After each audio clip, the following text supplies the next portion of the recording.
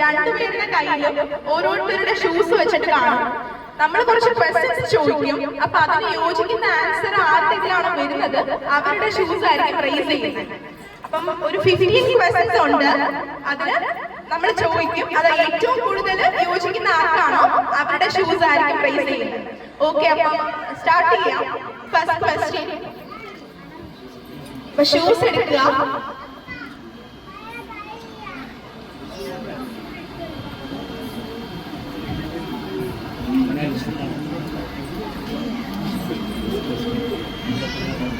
Okay, അപ്പൊ ആരാണ് കൂടുതൽ റൊമാൻറ്റിക്? പെട്ടെന്ന് നോക്കണം. അനുശ്രീ എന്നാണ് പറയുന്നത്. ഓക്കെ, രണ്ടുപേരും ഒരുപോലെയാണ്.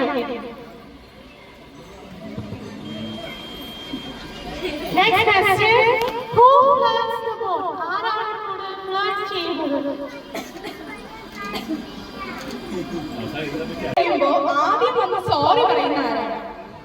ആ രണ്ടുപേരും ഒരേ ആൻസർ ആണ് പറയുന്നത്. ആ ജീവിച്ചു പോണമെങ്കിൽ അങ്ങനെ പറ്റുമെന്ന് അമിതേട്ടാ പറയുന്നത്.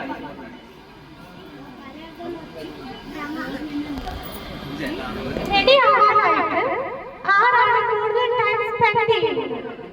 റെഡി ആവാനായിട്ട് ഫുൾ ടൈം വാഷ്റൂമിലായിരിക്കും എന്നാണ് പറഞ്ഞിരിക്കുന്നത്. ഏറ്റവും കൂടുതൽ നാണമുള്ളത് ആർക്കാണ്? നാണം. രണ്ടുപേർക്ക് നാണമില്ലെന്നാ പറയുന്നത്.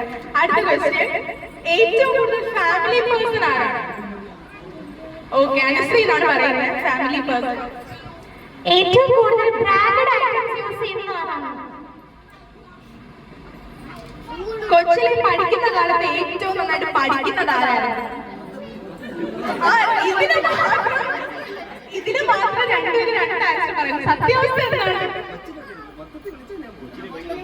ആ ഓക്കെ, മൊത്തത്തിലാണെങ്കിൽ അമ്മത്തേടലും കൊച്ചിലത്തെ LKG UKG ഒക്കെ ആണെങ്കിൽ. Okay, so next question. Cooking നന്നായിട്ട് ചെയ്യുന്ന ആരാണ്? ഓക്കെ, മാഗിയാണോ ഉണ്ടാക്കുന്നത്?